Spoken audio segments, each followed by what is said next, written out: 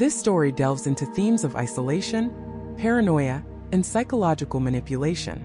Listener discretion is advised. The first thing I remember was the smell. Damp concrete, stale air, and something metallic like old blood. My head throbbed. When my eyes finally focused, I wasn't in my apartment, or even outside. I was in a bunker, a small steel-reinforced box buried deep underground. The world as I knew it had ended. That much was clear from the brief, garbled radio messages we'd picked up. But the real horror wasn't the apocalypse raging above. It was the chilling realization that I was trapped down here with someone who knew more than they were letting on. Someone who was lying. And their lies, I would soon discover, were far more dangerous than anything happening on the surface. My blood ran cold. A glacial current that had nothing to do with the bunker's controlled environment. Michael, the man who had, just hours ago, been my sole comfort, my lifeline in a world gone mad, was now a terrifying enigma. The air, already thick with the metallic tang of recycled oxygen, suddenly felt impossibly heavy, pressing down on my chest. Every flicker of the fluorescent light seemed to highlight the subtle shifts in his expression, the way his eyes darted when I looked at him, the barely perceptible tremor in his hands when he thought I wasn't watching. I forced myself to breathe, to appear outwardly calm, but inside, a frantic alarm blared. My brain, usually so adept at compartmentalizing, was now a chaotic mess, replaying every interaction, every shared glance, every single word Michael had uttered since we'd stumbled into this concrete tomb. The vague unease that had been a persistent hum in the background now crescendoed into a deafening roar. He had lied. But about what? And more importantly, why? Michael, I began, my voice to my surprise steady. You said you found this place by accident, that it was just an old storm shelter you'd heard about from a friend of a friend. He turned from the small built-in workstation where he'd been meticulously organizing cans of preserved food. His brow furrowed, a practiced look of concern. That's right, Sarah. Why? What's wrong? He used my name, a subtle intimacy that now felt like a violation. I didn't flinch. I just stared at him, letting the silence stretch, hoping it would make him uncomfortable. Because, I continued, this isn't just an old storm shelter, is it? This place. It's too elaborate, too well-stocked, too fortified. The air filtration system alone looks like something out of a government facility. And the door?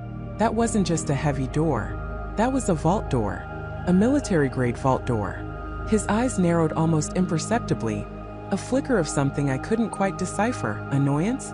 Calculation? Before he smoothed his expression into one of weary resignation. Sarah, what are you implying? We're safe here.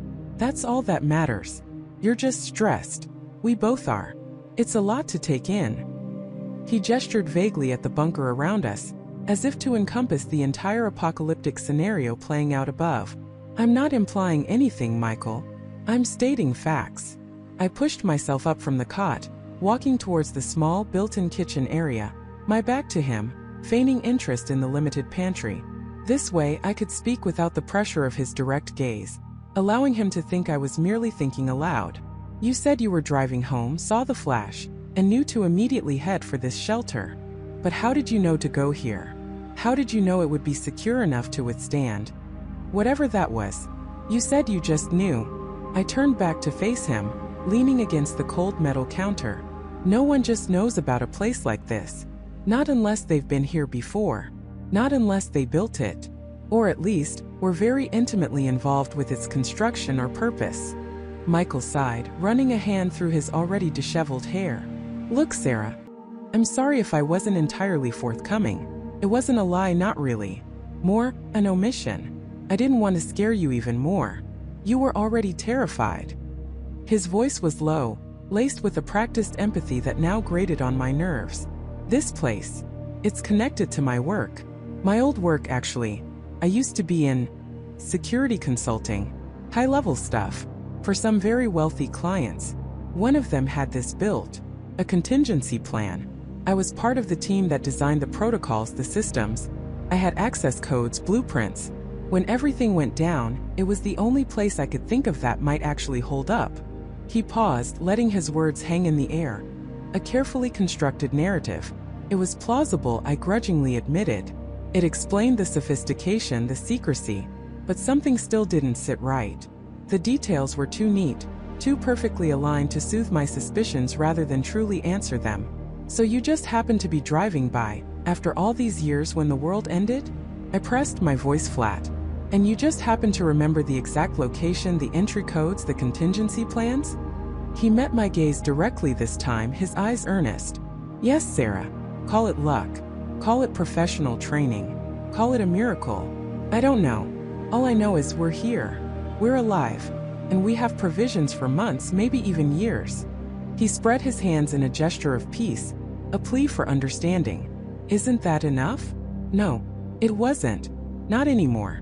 Because the more I looked at him, the more I listened to his carefully chosen words, the more the pieces clicked into place, forming a picture far more disturbing than a simple omission. And your family, Michael? I asked, my voice barely a whisper. Your wife, Emily, and your son, David. You said you tried to reach them, that you couldn't get through, that you hoped they made it to their own shelter. A shadow crossed his face, genuine grief this time, or a very convincing imitation. I did try, Sarah. I tried for hours. Before the grid went down completely. Nothing. Just static. I prayed they were safe. They have a small reinforced basement. Nothing like this, but... He trailed off, shaking his head. But you didn't even try to go to them, did you? I countered, the question hanging heavy between us. You didn't even try to get to them first. You came straight here. His composure cracked, just a hairline fracture. What are you saying? His voice was sharper now, a defensive edge. The roads were chaos, Sarah. Pure pandemonium. There was no way to get across the city. It was every man for himself. And I had a chance, a small chance, to get to a place where I knew I could survive. What would you have done? I would have tried, I stated simply. I would have died trying to get to my family. You didn't even try. He scoffed, a bitter, humorless sound. That's easy to say when you're safe inside a bunker, isn't it? You don't know what it was like out there. The fear, the desperation, the absolute certainty that if I didn't move now, I'd be gone. No, I agreed. I don't know what it was like. Because I was out there, Michael. I was in my apartment when it happened. I saw the sky turn green. I felt the ground shake. I was on the streets running just like everyone else. And I still would have tried to get to my family. The air crackled with unspoken accusations. We stood there, locked in a silent standoff, the low hum of the bunker's machinery the only sound. The truth, or at least my perception of it, was forming a cold, hard knot in my stomach. Michael hadn't just happened upon this bunker. He hadn't remembered it. He had known. He had planned. And he had prioritized his own survival above all else. His family, his supposed loved ones, were secondary to his meticulously crafted escape plan. This wasn't just security consulting. This felt deeper, darker. The way he spoke, the way he moved now, with a quiet authority that wasn't there before, suggested a level of control that went beyond an ex-consultant. He knew this place intimately, not just its schematics, but its rhythms, its secrets. I glanced around the bunker again, seeing it with new eyes. The carefully organized shelves, the medical supplies stocked with surgical precision, the hidden compartments I hadn't noticed before, subtly integrated into the walls. This wasn't just a rich client's contingency plan. This was his contingency plan, or at least he was far more involved than he let on. What else aren't you telling me, Michael? I asked, my voice low, dangerous. What else is connected to your work? He turned his back to me, resuming his task of organizing food cans, his movements stiff and deliberate. There's nothing else, Sarah. You're letting your imagination run wild. We're safe. We have everything we need. Let's just focus on that. But the subtle tremor in his hand, the way his shoulders were hunched, betrayed his carefully constructed calm. He was hiding something much bigger. Something that made his initial lies about finding the bunker seem almost trivial in comparison. The thought sent a fresh wave of terror through me. I wasn't just trapped with a liar. I was trapped with a man who had orchestrated his own elaborate survival, leaving everything and everyone else behind. And if he was willing to abandon his own family, what did that say about my chances alone with him deep underground? The bunker, once a symbol of salvation, now felt like a cage shrinking around me with Michael holding the keys. I knew then that surviving the apocalypse might be the least of my worries. Surviving Michael, however, was rapidly becoming my new, terrifying priority. Surviving Michael, however, was rapidly becoming my new, terrifying priority. The realization hit me like a physical blow, stealing the air from my lungs. I was no longer just a survivor, I was a prisoner, and my cellmate held all the power. Every flicker of the fluorescent lights, every hum of the ventilation system, every creak of the metal walls, now felt like a pulse of Michael's insidious control. His eyes, which had initially seemed kind, now held a glint I couldn't quite decipher, a mixture of calculation and something far colder. I forced myself to breathe, to appear calm, but inside, a frantic alarm blared. My name is Emily, and I was about to play the most dangerous game of my life. I started observing Michael with a new chilling intensity. Every gesture, every word, every shift in his gaze became a clue. He was a creature of habit, I noticed. He'd wake precisely at 6 a.m., spend an hour meticulously checking the bunker systems, or at least, what he claimed were the systems, then prepare breakfast. His movements were precise, almost ritualistic, as if he'd been performing these tasks for years, not just days. He never faltered, never seemed tired, never expressed any doubt about our situation. It was unsettlingly perfect. One morning, as he was stirring a pot of what he called nutrient paste for breakfast, I decided to test the waters. "Michael," I began, trying to keep my voice light. "You seem to know an awful lot about this place. Were you involved in its construction?" He paused, a slight smile playing on his lips. "Just a passing interest, Emily. My father was an engineer. He always said, 'Know your escape routes, son.' Guess I took it to heart." His explanation was smooth, too smooth. It didn't quite answer my question, but deflected it with a folksy anecdote. Another red flag. The bunker wasn't just an escape route. It was a fortress, equipped with technology far beyond a passing interest or an engineer father's advice. Later that day, I ventured into what Michael referred to as the storage annex. He had given me a tour on our first day, pointing out shelves stacked with canned goods, medical supplies, and spare parts. But that day, he had kept a specific heavy steel door locked. "Maintenance access only," he'd said. "Nothing of interest in there, just pipes and wires." My curiosity, now laced with dread, wouldn't let it go. While Michael was preoccupied in the main control room, monitoring external readings he claimed were vital, I snuck back to the annex. The steel door was formidable, secured with a complex digital lock. My heart pounded against my ribs. What was he hiding behind it? Why the secrecy? I traced the frame of the door, hoping for a loose panel, a hidden switch, anything. My fingers brushed against a faint, almost imperceptible seam on the wall beside it. It wasn't part of the bunker's original design, I was sure. It felt like a patch, a cover-up. I pressed against it gently, but it held firm. This bunker, initially a sanctuary, was becoming a labyrinth of Michael's deceptions. That evening, during our meager dinner, Michael brought up the outside world. "The radiation levels are still dangerously high, Emily," he said, staring intently at his bowl.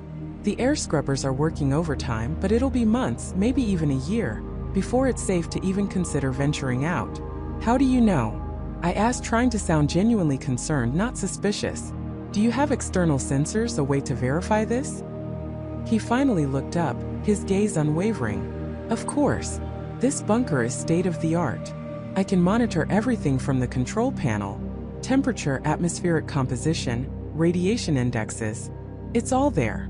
He gestured vaguely towards the main corridor where the control room was located. "I'll show you tomorrow if you like. It's quite complex but fascinating." His offer felt less like an invitation and more like a challenge. He was giving me an inch, knowing I would take it, and perhaps hoping to reinforce his narrative of control and knowledge. But I also saw an opportunity. If I could get him to show me the control panel, I might glean something, anything that could confirm or deny his claims. The next morning, Michael was true to his word. He led me to the control room, a small windowless chamber dominated by a large console with multiple screens glowing with data. He started pointing to various readouts, fluctuating graphs, numbers scrolling rapidly, maps showing red zones. "See, Emily? This is real-time data. The red signifies uninhabitable zones. We're right here," he tapped a small green on one map, "in the safest pocket available." My eyes darted across the screens. It all looked incredibly sophisticated, overwhelming even. But something felt off. The maps displayed were remarkably generic, lacking specific landmarks or geographical details that would indicate a real-world location. The graphs, while dynamic, seemed to follow predictable patterns, almost too perfect, like a simulation. And the numbers, they never seemed to change beyond a certain range, always hovering at critical but never truly varying. "What about communication?" I asked, pointing to a section of the console labeled Communications Array. "Can we try to contact anyone? See if there are other survivors?" Michael's expression hardened almost imperceptibly. "I tried, Emily. Repeatedly. The EMP blast during the initial event completely fried all external communications. It's a miracle the bunker's internal systems survived. We're completely isolated. No signals in, no signals out." "But this array looks functional," I pressed, my voice barely a whisper. "There are power indicators, signal strength meters." He sighed, a practiced, weary sound. "Looks can be deceiving. It's powered, yes, but the external antennae were destroyed. The system is essentially a very expensive paperweight now. Believe me, if there was a way to reach out, I would have found it." His dismissive tone, the quickness of his answer, the subtle tension in his jaw, it all screamed deception. He wasn't just lying. He was actively shutting down a crucial line of inquiry.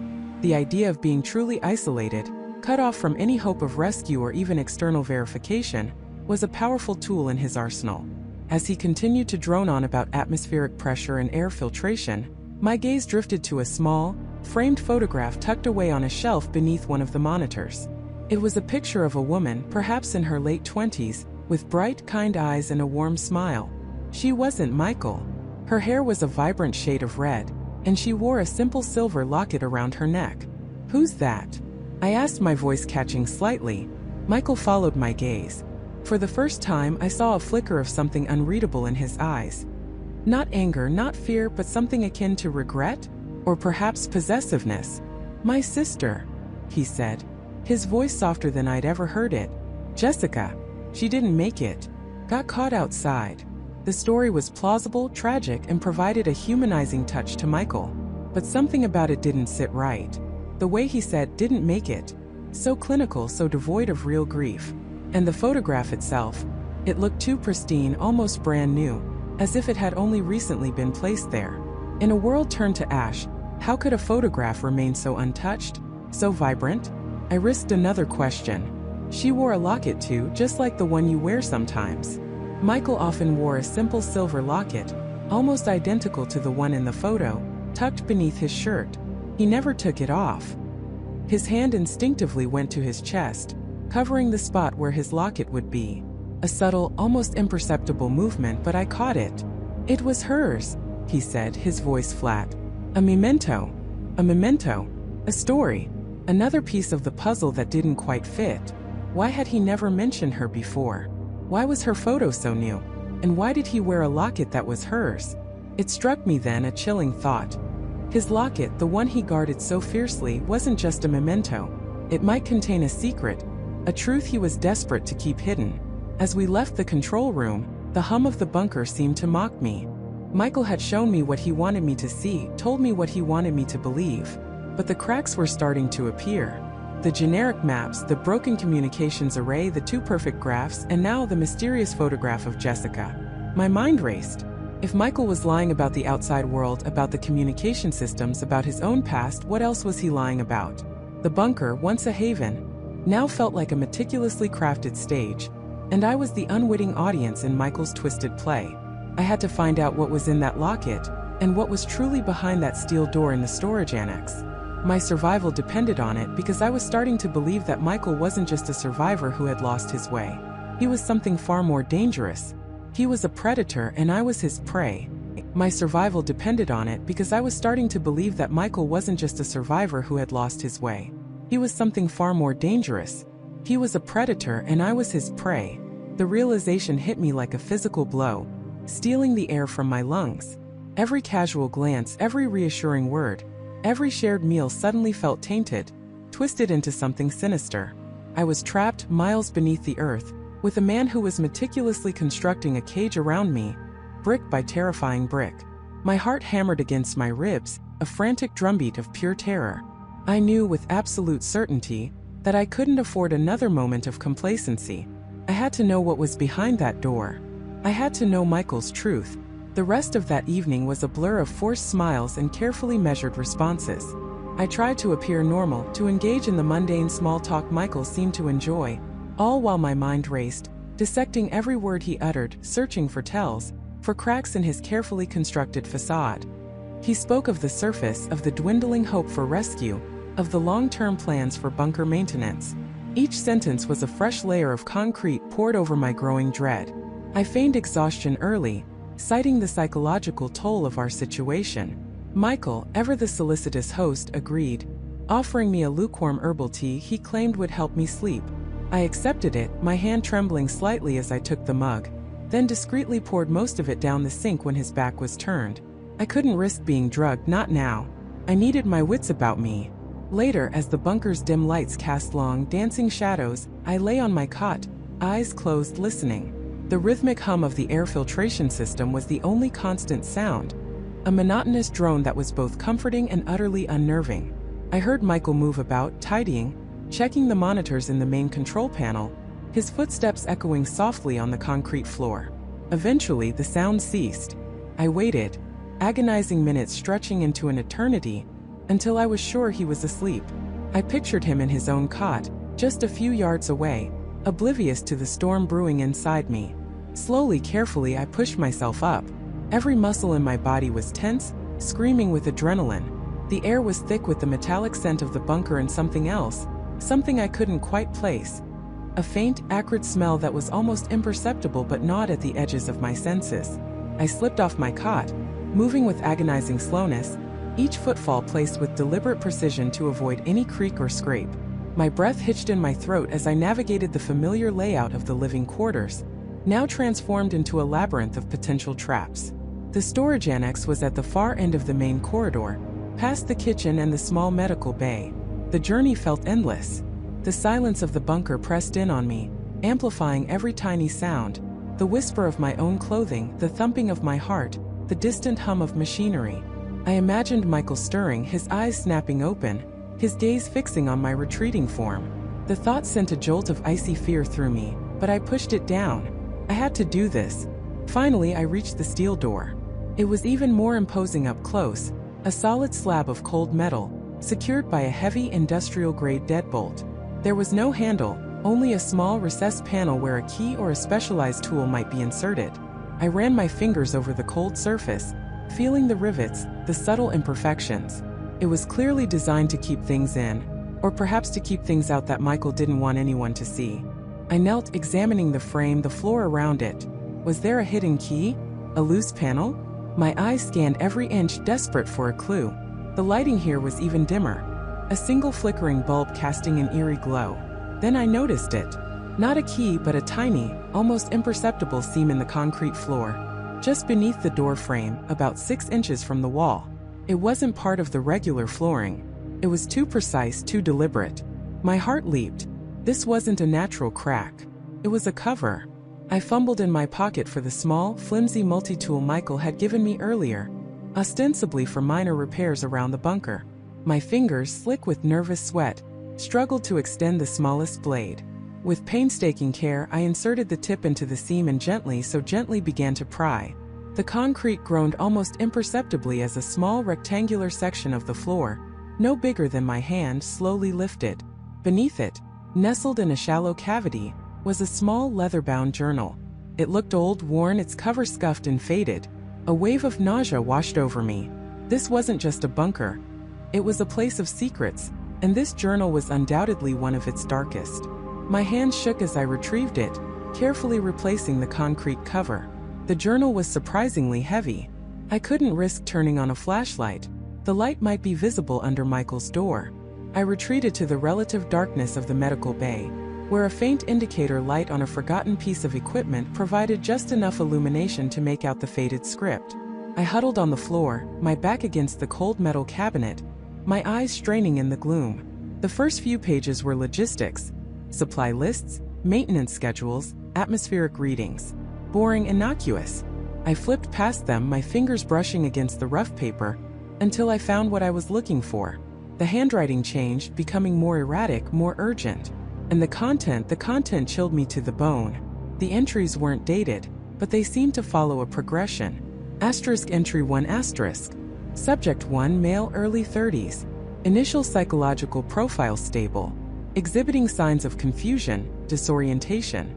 Standard protocol initiated. Monitoring vital signs. Baseline established. Asterisk entry 2 asterisk. Subject 1 showing increased agitation. Refusal to cooperate with dietary regimen. Sedation administered. Adjusting environmental stimuli. Patience is key. The conditioning must be thorough. My blood ran cold. Asterisk subjects. Conditioning. Asterisk this was no survival bunker. This was something else entirely. My eyes raced across the page, desperate for more information, my breath catching in my throat. Asterisk entry 3 asterisk. Subject 1 proving problematic. Unresponsive to positive reinforcement. Exhibiting aggression. Necessary measures taken. Protocol requires adherence. Cannot compromise the integrity of the project. Asterisk entry 4 asterisk. Disposal of subject 1 complete. Lessons learned. Must refine selection criteria. Need individuals with higher compliance potential. The mission cannot fail. I gasped, a silent, strangled sound that tore at my throat. Disposal. Michael hadn't just found this bunker. He was running something here. Something horrific. And subject 1 was dead. Had Michael killed him? My mind reeled, trying to reconcile the smiling, helpful man with the chilling words on the page. I flipped more pages, my fingers fumbling. The entries continued, detailing subject 2, subject 3, a horrifying litany of failed experiments, escalating aggression, and ultimately, disposals. Each entry was a fresh stab of terror. Michael wasn't just a liar. He was a monster. This bunker wasn't a refuge, it was a tomb. Then a new entry in a different, neater hand, almost as if the original author had been replaced, or had simply given up. Asterisk entry. Undated but recent asterisk. New acquisition. Female. Adequate physical health. Psychological profile indicates high intelligence, strong will. Potential for long-term integration. Must proceed with extreme caution. Avoid past mistakes. The companion protocol will be implemented slowly. Trust is paramount. My eyes blurred. Asterisk new acquisition. Female. Asterisk it had to be me. The journal was talking about me. Michael hadn't just stumbled upon me. He had acquired me. He had brought me here, to this meticulously planned prison, under the guise of rescue. The companion protocol. What did that even mean? Trust is paramount. He was building my trust, just as he had done day after agonizing day. A sudden sharp metallic clang echoed from the main living area. My body seized up, every nerve ending screaming. Michael. He was awake. He was moving. Panic seized me. I slammed the journal shut, my hands shaking so violently I almost dropped it. I had to hide it. Now. But where? My cot was too obvious. The medical bay offered no immediate secure spots. I stuffed the journal inside my shirt, pressing it against my racing heart, the rough leather digging into my skin. I scrambled back towards my cot, moving faster now, more recklessly, my foot catching on something in the dark. I stumbled, barely catching myself, a small grunt escaping my lips. Had he heard? I dove onto my cot, pulling the thin blanket over me, forcing my eyes shut, trying to regulate my ragged breathing. I could hear his footsteps now, closer, approaching the living area. The low glow from the control panel illuminated the space as he walked past my cot, heading towards the kitchen. He paused, his shadow falling over me. I squeezed my eyes tighter, willing myself to appear asleep, calm, utterly oblivious. My heart was a drum solo in my chest, threatening to burst through my ribs. He moved on, and I heard the faint clink of glass, then the gurgle of water. He was getting a drink. He hadn't stopped. He hadn't checked on me. He hadn't known. Or had he? I lay there, rigid, the journal burning against my skin, until the sounds of his movements faded once more, replaced by the familiar hum of the bunker. I waited for what felt like hours, not daring to move, not daring to breathe. My mind was a whirlwind of horrifying possibilities. I was not just trapped. I was a subject, an experiment, part of a protocol. Michael wasn't just a liar. He was a cold, calculating monster. And I was next on his list. The journal was proof, undeniable and terrifying, and now I had to figure out what to do with it, and more importantly, how to survive. My heart hammered against my ribs, a frantic drumbeat echoing the terrifying truth that had just slammed into me. Michael wasn't just a liar. He was a cold, calculating monster. And I was next on his list. The journal was proof, undeniable and terrifying, and now I had to figure out what to do with it, and more importantly, how to survive. The pages felt scorching in my hands, a burning brand of impending doom. My breath hitched, a strangled sound that caught in the silent air of the bunker, and I frantically scanned the cramped space. Where could I hide this damning evidence? My eyes darted from the cot, to the small metal shelf, to the bolted door, each option seeming ridiculously inadequate. Michael could walk in any second. He could find me, find this, and then it would be over. Panic threatened to consume me. My hands trembled, the paper rustling with the movement. I had to think. Fast. The loose floor panel where I'd found it was too obvious now. He'd probably checked there first if he suspected anything. I needed a better spot, a desperate temporary solution until I could devise a real plan. My gaze fell upon the ventilation grate high on the wall, near the ceiling. It was small, dusty, and looked like it hadn't been touched in years. Maybe there was a cavity behind it? It was a long shot, but it was all I had. I scrambled onto the cot, my movements clumsy and loud in my haste. Standing on the worn mattress, I stretched, my fingers fumbling with the screws holding the grate in place. They were old, rusted, and stubbornly resistant. Each grating sound of metal on metal felt like a siren, announcing my discovery to Michael. Sweat beaded on my forehead, stinging my eyes, but I didn't dare stop. Finally, with a desperate twist, one screw gave way, then another. The grate loosened, a small gap appearing. Behind it, a dark, dusty void. Perfect. With trembling hands, I folded the journal, pressing it flat, and shoved it into the narrow opening. It was a tight fit, the edges scraping against the metal, but it slid in, disappearing into the darkness. I pushed it as far back as my fingers could reach, hoping it would be out of sight, out of mind. Then, with renewed urgency, I tried to replace the grate. The screws wouldn't catch. My fingers were shaking too much, my mind racing. I pushed the grate back into place, hoping its own weight would hold it, and jumped off the cot, landing with a soft thud. Just as my feet touched the floor, I heard it, the distinct click of the outer door. Michael. My blood ran cold. I froze, every nerve ending screaming. Had he heard me? Did he know? I forced myself to take a deep, shaky breath, trying to calm the frantic hammering of my heart. I rubbed my hands over my face, attempting to wipe away the lingering fear, to compose myself. I had to be normal. Utterly, completely normal. I walked to the small sink, splashed some cold water on my face, and tried to regulate my breathing. By the time the inner door swung open, revealing Michael's familiar, unassuming face, I was standing by the cot, feigning interest in a loose thread on the blanket. "Everything all right, Sarah?" Michael's voice was calm, almost soothing, but now, knowing what I knew, it sounded like the purr of a predator. His eyes, which I had once found comforting, now seemed to hold a chilling depth, a calculating glint I hadn't noticed before. Or maybe I just hadn't been looking. I turned, forcing a smile that felt like a grotesque mask. "Oh, Michael. Yeah, I don't know, a bit restless. This place can get to you, you know?"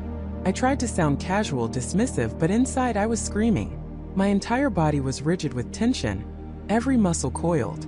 I wondered if he could see it, if he could sense the seismic shift that had just occurred within me. He nodded, a slight frown touching his brow. "I understand. It's a small space, but we're safe here, Sarah. That's what matters." He walked over to the small table, setting down a tray with our evening meal.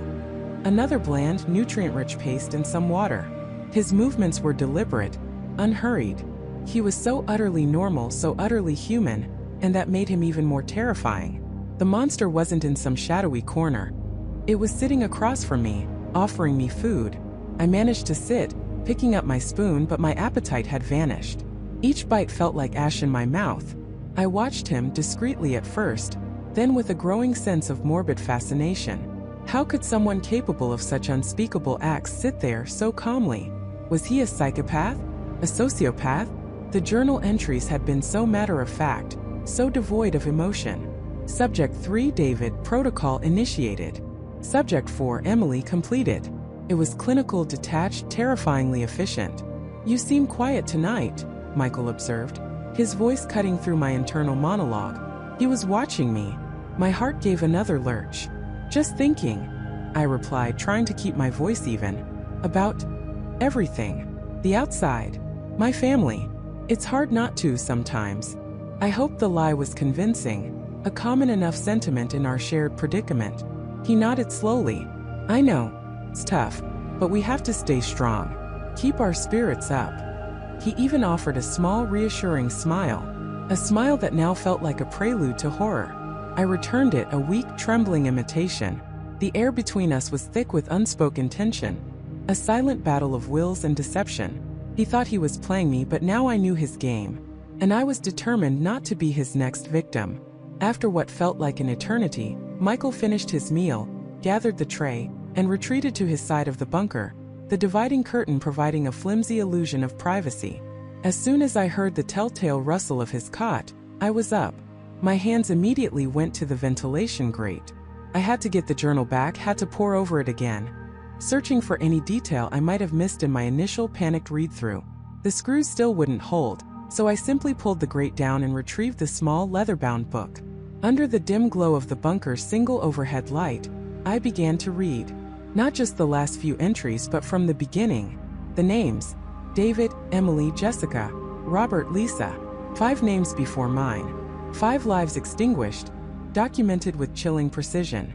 Each entry followed a similar pattern: a date, a name, a brief, almost scientific notation of their progress, and then the final horrifying phrase: protocol initiated or protocol completed. But what was the protocol? The entries didn't explicitly state the method, only the outcome. It wasn't just about killing them. It was about something more structured, more deliberate. There were mentions of assimilation, testing, and conditioning in earlier entries for each subject. My blood ran cold. This wasn't just a random act of violence, it was a process. Were they being psychologically broken down? Tested for something? Why? And what was the ultimate goal? I flipped past the pages detailing the previous victims, my fingers shaking as I found the page after Lisa's final entry. And there it was, stark and terrifying. Subject 6, Sarah. Assimilation Phase 1. Trust building. Protocol initiation date. TBD. My name. My very own death warrant, meticulously written in Michael's neat, clinical handwriting. I was not just a victim, I was a subject. A specimen. This bunker wasn't a shelter. It was a laboratory. A cage where he observed and manipulated his prey. The trust-building phase that explained his calm demeanor, his reassuring words, his feigned concern. It was all a performance, a carefully orchestrated charade to lull me into a false sense of security before he moved to the next, more sinister phase. I reread protocol initiation date, TBD. It wasn't set yet. That meant I still had time. A fragile, terrifying sliver of hope. But how much time? Days? Hours? I had to assume it could be any moment. This knowledge was a double-edged sword. It gave me a chance, but also magnified the terror of every passing second. My gaze swept around the bunker again, but this time I saw it differently. Every detail, every structural component, every piece of equipment. The solid steel door, the thick concrete walls, the sealed vents, the small lock supply cabinet. It was all part of Michael's design, his carefully constructed trap. I had to find a flaw, a weakness, a way out. I thought about the ventilation system. If it was connected to the outside, could I squeeze through? It looked too small, too narrow. What about the communication system? There was no radio, no phone, nothing that seemed to connect us to the world above. The bunker was a self-contained tomb. Then a flicker of something in the journal caught my eye. An almost imperceptible scribbled note in the margin of David's entry, barely legible. It looked like a series of numbers and letters, almost like a coordinate or a code, followed by a cryptic phrase. South wall behind the panel. South wall. I looked around. Our living area was small, perhaps 10 by 10 feet. The south wall would be the one directly opposite the main door. I remembered a slightly discolored section of the wall paneling near the floor, which I had dismissed as just wear and tear. Now it seemed like a beacon. Could it be a hidden compartment? Another clue? My heart pounded with renewed, desperate hope. This wasn't just a journal, it was a map, a guide to Michael's twisted game, and perhaps my only way out. I needed to investigate it, but not tonight. Not while Michael was just a curtain away, potentially listening, watching. The bunker, once my refuge, was now my gravest threat, and I had to navigate its deadly secrets before Michael initiated my protocol. The metallic tang of fear was a constant taste in my mouth. Sleep was an impossible luxury. Every creak of the bunker, every subtle shift in the air pressure, became a sign that Michael was stirring, that he was closing in. I lay rigid on my cot, eyes wide open in the oppressive darkness, my mind a frantic carousel of possibilities. What was the protocol? What did it entail? Was it a mechanism for my capture, my elimination, or something far more insidious, something that tied me to this place in a way I couldn't yet comprehend? The hidden panel in the wall, the device nestled within. It pulsed in my memory, a silent, menacing beacon. I replayed Michael's words, his smooth, reassuring tone, the way his eyes had seemed to hold a flicker of something colder, sharper than I had initially perceived. He wasn't just a survivalist. He was an architect of deception, a meticulous planner. And it seemed, was a crucial component of his elaborate design. The first rays of simulated daylight from the bunker's internal lighting system brought no comfort. They merely illuminated the stark reality of my confinement. I had to appear normal, even as my insides churned with dread. I forced myself through the morning routine. A quick wash, the pre-packaged breakfast bar, a weak attempt at conversation. Michael, for his part, seemed oblivious, humming a low tune as he organized some supplies, his movements calm and deliberate. Too calm, perhaps. "Sleep well, Jessica?" he asked, his voice casual as he stacked cans of beans on a shelf. My heart leaped. Had he heard me tossing and turning? Or was it just a standard pleasantry? "As well as can be expected, all things considered," I replied, trying to keep my voice even. "It's still a lot to get used to being down here." He chuckled, a sound that grated on my nerves. "You'll adjust. Humans are remarkably adaptable, especially when their survival depends on it." He turned, a faint smile on his lips. "You know, I've been thinking. We should probably establish some kind of routine, keep our minds sharp. Maybe some exercises, read from the bunker's library. Keeps the cabin fever at bay." "Sounds reasonable," I said, picking at my breakfast bar. This was my chance. I needed to pry, to gather information without raising his suspicions. "This bunker, it's incredibly well equipped. You must have put a lot of work into it. Or, did you inherit it?" Michael paused, his smile fading slightly, almost imperceptibly. He picked up a can, examining its label. "Inherit? Not exactly. Let's just say I acquired it. It's been a long-term project. Years in the making." "Years?" I feigned surprise. "That's dedication. What was the original purpose, do you know? It feels more than just a simple fallout shelter." He set the can down, meeting my gaze. His eyes were unreadable. "It was designed for long-term habitation, yes. A self-sufficient environment. Beyond that, the specifics are less relevant now. It serves its purpose." He paused, then added, "Why the sudden curiosity, Jessica?" My breath hitched. Had I pushed too hard? "Just trying to understand our new reality, Michael," I said quickly, trying to sound genuinely interested, not suspicious. "It helps to know the history, the context. It makes it feel less random." He watched me for a moment longer, then nodded slowly. "Fair enough. Context is important. This bunker was originally commissioned by a private consortium decades ago. They envisioned a network of these facilities, designed to preserve certain intellectual assets in the event of a global catastrophe. Think of it as a modern-day Noah's Ark, but for knowledge." "Intellectual assets?" I repeated, trying to process this. "Like data? Books? And people? Scientists, thinkers, artists, those deemed essential for rebuilding civilization." This specific bunker was one of the prototypes. Never fully utilized, of course. Until now. He gestured around the common area. "It's a relic of a bygone era, of anxieties that perhaps never fully materialized, or at least not in the way they expected." He was giving me information, but it felt carefully curated. A narrative designed to explain away the bunker's complexity without revealing its true, more immediate secrets. A consortium? Scientists? It sounded plausible, yet something felt off.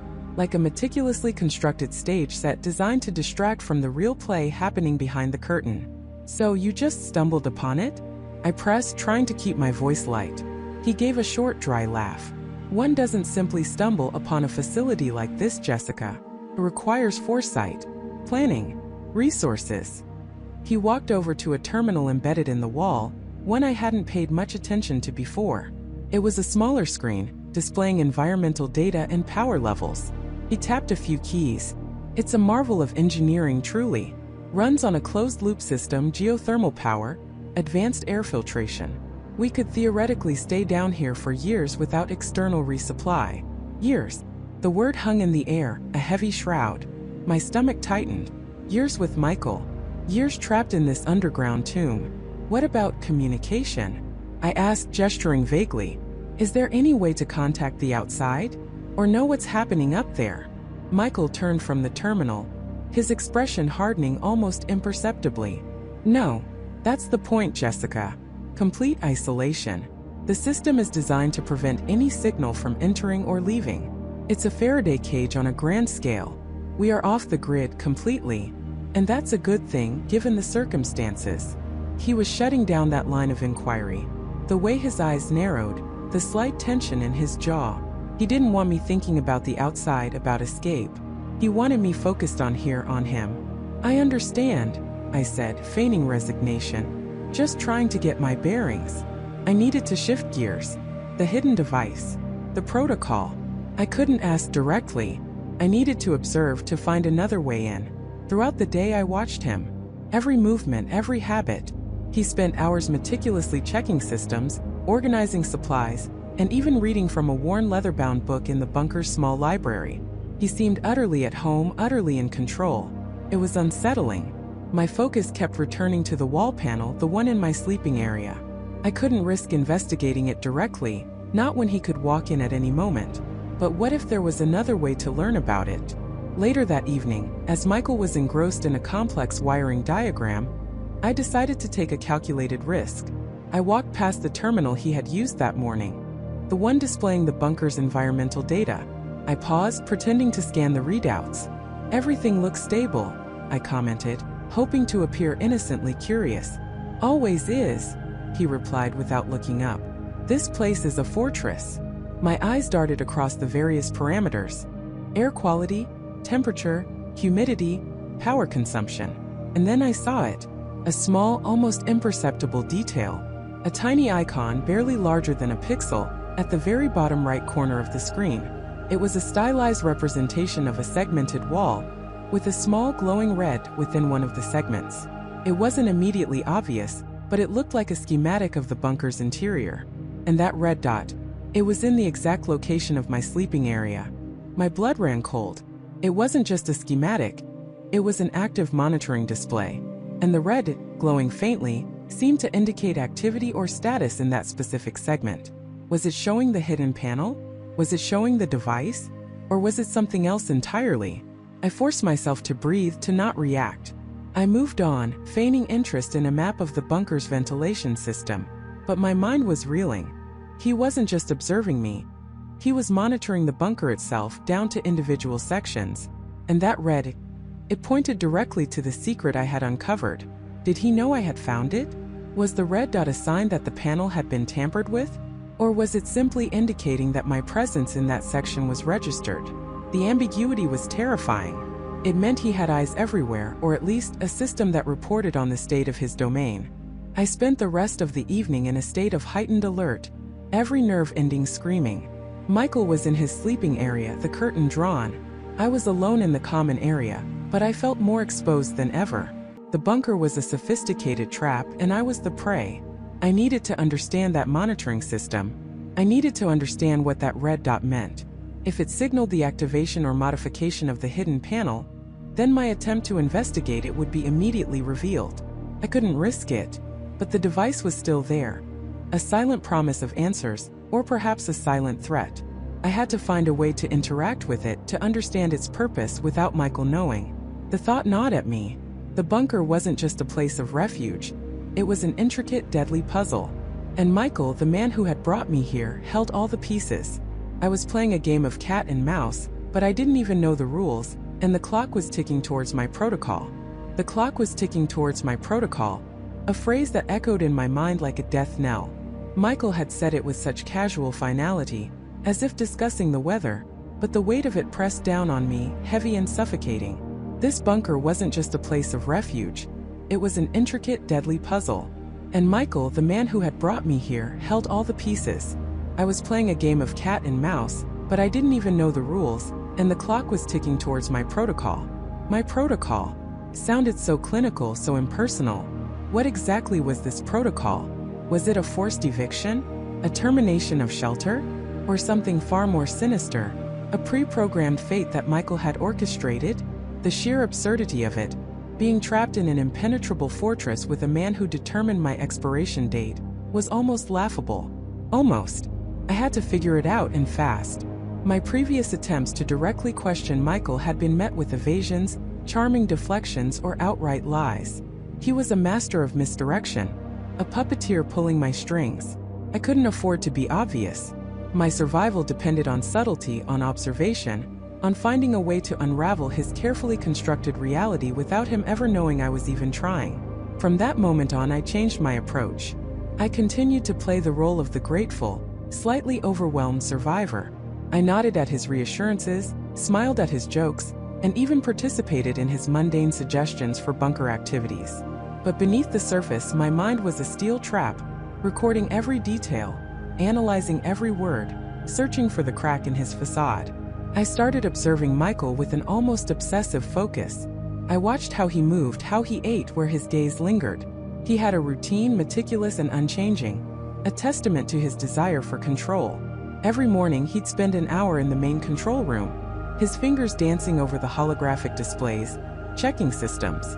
Every afternoon, he'd go to the hydroponics lab, tending to the plants with a surprising tenderness.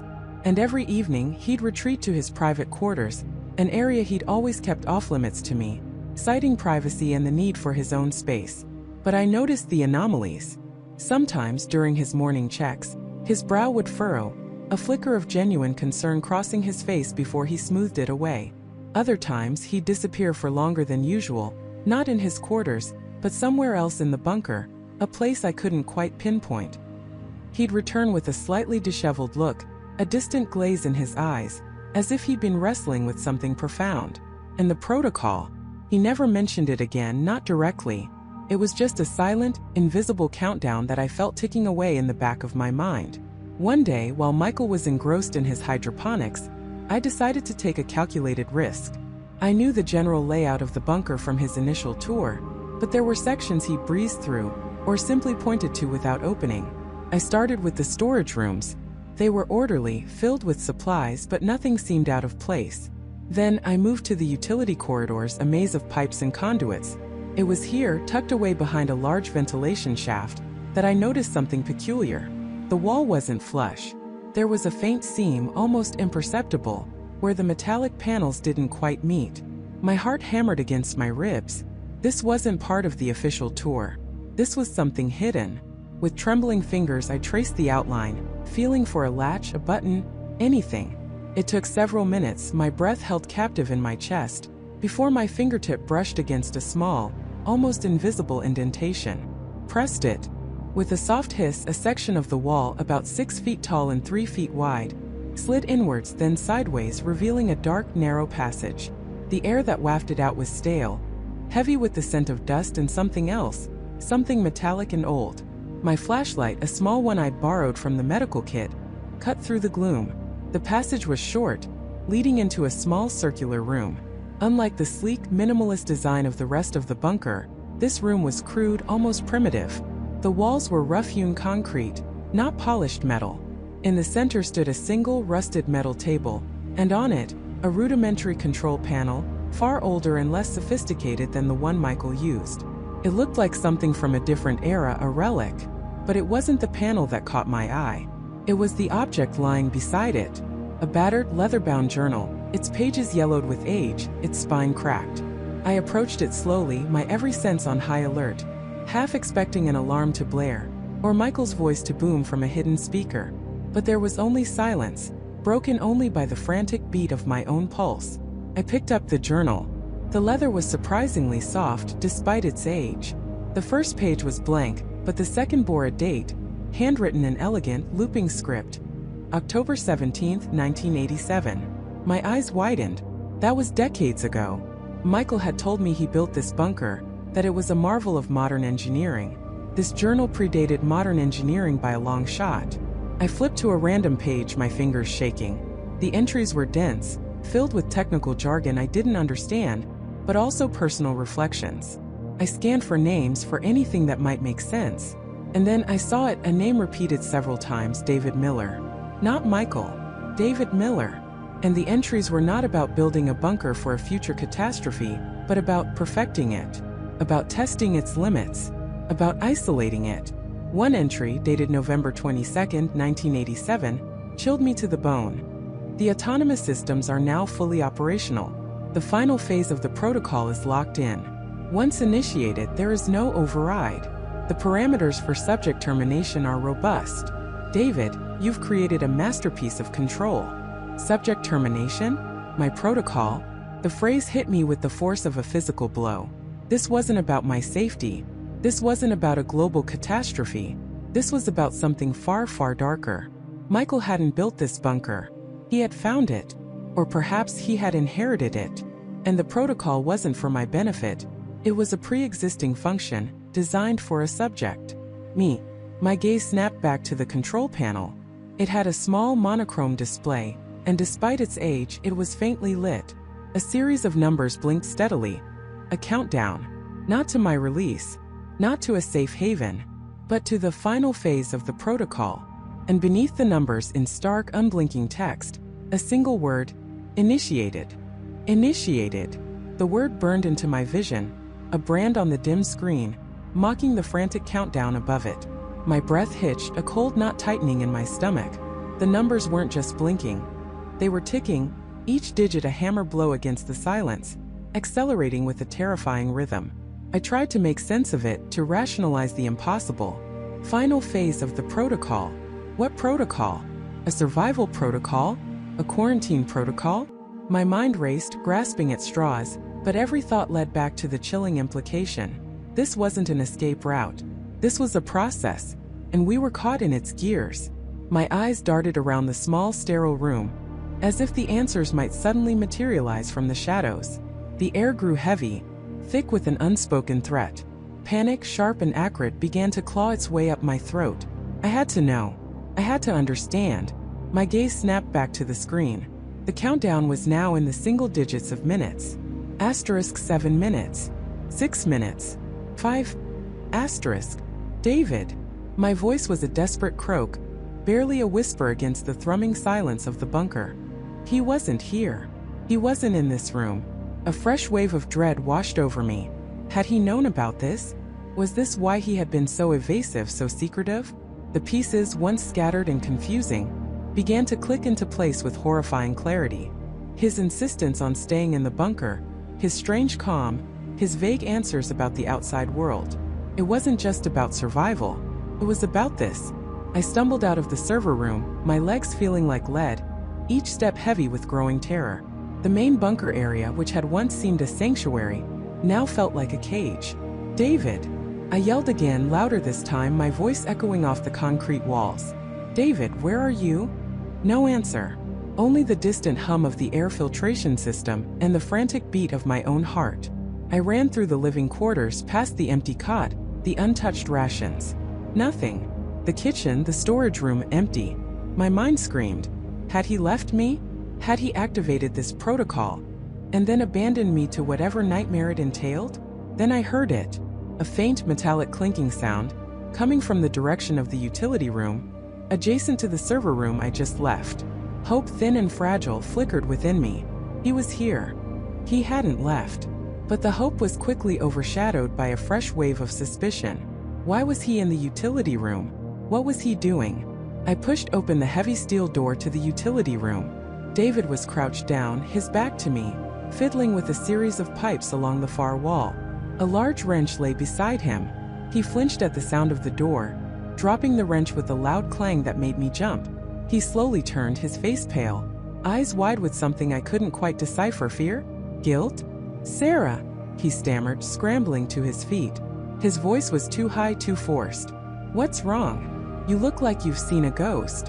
A ghost? I retorted, my voice trembling with a mixture of rage and terror. Try the end of the world, David. The server room. The screen. The countdown. What is the final phase of the protocol, David? And what have you been doing in here? He tried to compose himself, running a hand through his already disheveled hair. The server room? What are you talking about, Sarah? I told you that room is off limits. It's just old equipment, nothing important. He tried to sound dismissive, but his eyes kept darting past me, towards the server room door. Don't you dare try to lie to me again, David. I practically screamed, stepping closer, my voice vibrating with raw emotion. I saw it. Initiated. And a countdown. For minutes, David. For minutes until whatever horrifying thing you've been hiding from me begins. What is it? What is this place? His facade cracked. The carefully constructed calm shattered, revealing the raw fear beneath. He swallowed hard, his gaze dropping to the floor. Sarah, please. It's complicated. You don't understand. Then make me understand. I demanded, my hands clenching into fists. Because right now, all I understand is that you've been lying to me since the moment I woke up in this bunker. You said it was a safe haven. You said we were waiting for rescue. But this is something else entirely. This isn't a shelter, is it? It's a trap. And you're the one who said it. He finally looked at me, his eyes pleading. No, Sarah, it's not a trap. Not for you. Not for us. It's a contingency. A last resort. A last resort for what? I pressed, my voice barely a whisper now, the implication chilling me to the bone. What kind of contingency involves a countdown to a final phase of the protocol? As if on cue, a low guttural groan vibrated through the bunker, a deep rumble that seemed to come from its very foundations. The lights flickered violently, plunging us into momentary darkness before sputtering back to life. A fine dust rained down from the ceiling. David flinched, his eyes wide with alarm. It's starting, he whispered, more to himself than to me. What's starting, David? I grabbed his arm, shaking him. Tell me, before it's too late. He pulled away, his face a mask of desperation. The air purification system. It's tied to the protocol, to the outside world. It's a reset. A reset. My mind reeled. What does that even mean? Are they purging the air? Are they trying to kill us? No, not us, he insisted, his voice rising. It's designed to sterilize the atmosphere outside, to eliminate the contagion, to make the surface habitable again after the event. My blood ran cold. The event? David, what event? You said it was a localized incident, a chemical spill. You said it was contained. He squeezed his eyes shut. I lied, Sarah. I had to. For your safety. For our safety. The event wasn't a spill. It was a global pandemic. A bioweapon. It wiped out almost everyone. This bunker. It's one of the last bastions, designed to ride out the worst of it. And then, once the pathogen has died out naturally, or been neutralized by the protocol, it purifies the air and begins the reseeding process. Reseeding process? My head spun. This was insane. Reseeding with what? With us. He nodded, a profound sadness in his eyes. Yes, with us. The protocol has multiple phases. Phase 1. Secure viable candidates. Phase 2. Maintain life support in isolation. Phase 3. Environmental sterilization. Phase 4. Atmospheric regeneration and release. And the final phase of the protocol? I asked, my voice barely audible, the pieces of his horrifying puzzle finally clicking into place.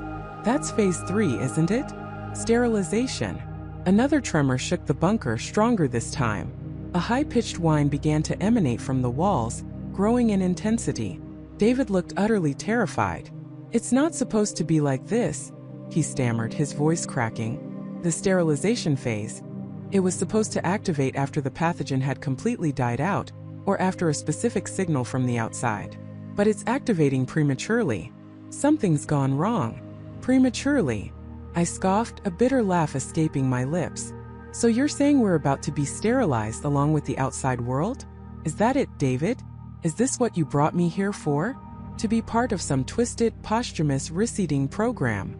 No, never, he cried, his face contorted with genuine anguish. I swear, Sarah, I brought you here to save you. To save us both. I'm an engineer. I helped design parts of this system. I knew it was the safest place, but I didn't know it would activate like this. There must be a fault. Or someone else? Someone else initiated it. My mind raced. Someone else? Who? And why? The countdown on the server screen was now at 60 seconds. The high-pitched whine intensified, becoming a deafening shriek. The air in the bunker grew strangely thin, hot and metallic smelling. My ears popped. David was frantically looking around the utility room, his eyes scanning the complex network of pipes and valves. There has to be a manual override, a way to shunt the sterilization cycle. It's too soon. We'll be exposed. Exposed to what? I yelled over the shriek, clutching my head. What does sterilization even mean in this context? It's a high-frequency sonic pulse, combined with ozone gas saturation, he shouted back, his voice strained. It's designed to break down organic matter at a cellular level, sterilizing the atmosphere and the topsoil. But it's only meant for the surface, through the main ventilation shafts. If it activates inside the bunker. He didn't finish the sentence, but the implication was clear. It would sterilize us. My blood ran cold. This wasn't just a threat of death. It was a threat of annihilation, of being reduced to dust in a sterile tomb. David was now ripping panels off the wall, revealing more intricate wiring and circuitry. He grabbed a pair of wire cutters from his toolkit, his hands shaking. The main ventilation conduits. They're connected to the external sterilization emitters. If I can reroute the power, isolate the internal venting system. Can you do it? I asked, my voice barely audible above the rising shriek. I don't know, he yelled, sweat beading on his forehead. There's an emergency bypass, but it's deeply integrated into the main control sequence. It's designed to prevent tampering, but I have to try. The countdown hit 30 seconds. The shriek was now unbearable, a physical pressure against my eardrums. The air was burning in my lungs. I could feel a strange tingling sensation all over my skin. David was working with frantic speed, sparks flying as he cut wires, his face a mask of desperate concentration. He muttered expletives under his breath, his hands a blur. 20 seconds. The lights in the bunker flickered again, this time with a reddish hue like a warning. I stumbled back, pressing myself against the cold concrete wall, my eyes fixed on David, on this man who had lied, who had trapped me, but who was now fighting with every fiber of his being to save us both from a fate he swore he hadn't intended. Was he truly unaware of this premature activation? Or was this another layer of his elaborate deception? 10 seconds. The shriek intensified to an ear-splitting crescendo. The entire bunker vibrated violently. David let out a guttural roar, yanking a thick cable free, sparks showering around him. He slammed a heavy red lever down. For a terrifying moment, nothing happened. The shriek continued, the red lights pulsed. My heart hammered against my ribs, a frantic drumbeat of impending doom. Then, with a sudden violent lurch, the shriek cut out. The red lights died, replaced by the normal, albeit still dim, bunker lighting. The air, though still thick with a metallic tang, no longer felt like it was trying to suffocate me. Silence. A ringing silence in my ears, punctuated only by my ragged breathing and David's heavy gasps. He slumped against the wall, dropping the wire cutters, his chest heaving. I think I did it, he wheezed, wiping sweat from his brow with a trembling hand. I bypassed the internal vents. The external sterilization should still activate, but it won't affect us. I stared at him, my mind a whirlwind of fear, relief, and a fresh surge of suspicion. He saved us. He really did. But the fact remained. He had lied about everything. The event, the purpose of the bunker, the very nature of our confinement. David, I said, my voice hoarse. What exactly is going on here? And what happens now? He pushed himself off the wall, his eyes hollow, defeated. Now we wait. We wait for the sterilization to complete, and for the regeneration phase to begin. But it's not just about the air, Sarah. This bunker. It's also a vault. A genetic vault. For the reseeding of humanity. And you're part of that vault. My blood ran cold again. A genetic vault? For the reseeding of humanity? The horror of his words sank in slowly, inexorably. I wasn't just a survivor. I was a specimen. A resource. And David wasn't just an engineer. He was a keeper. A guardian of the last vestiges of mankind, chosen not for survival, but for reproduction. And then I saw it. A glint of metal in his hand as he finally pushed himself upright. It wasn't the wire cutters. It was a small, sleek device, almost like a remote control. And on its tiny screen, a single unblinking word: activation confirmed. My eyes widened in terror. He hadn't bypassed anything. He had initiated it. My eyes widened in terror. He hadn't bypassed anything. He had initiated it. What have you done? My voice was a choked whisper, barely audible over the sudden low hum that vibrated through the metal floor beneath my feet. It wasn't the usual background thrum of the bunker's systems. This was deeper, more resonant, like a massive engine slowly grinding to life. David's smile was thin, devoid of humor. He pocketed the device. His eyes, once seemingly kind, now held a chilling glint of triumph. What needed to be done, Michael? The final step. The final step of what? I scrambled back, pressing myself against the cold steel of the wall.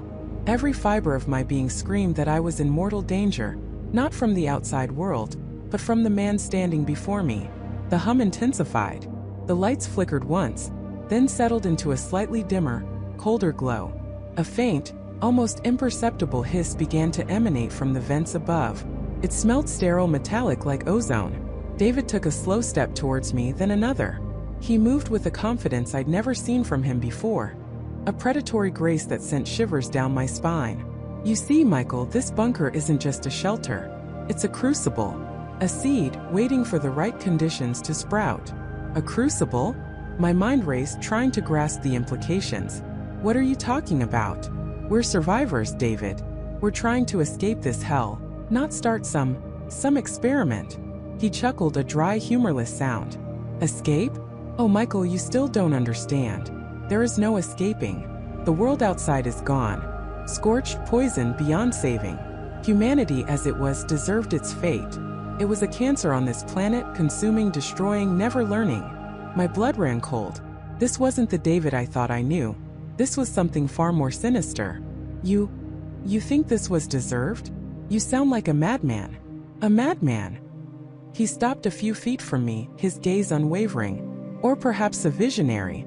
I was part of the original design team for this facility, Michael. Not as a simple engineer, as I told you, but as one of its conceptual architects. My name is David Miller.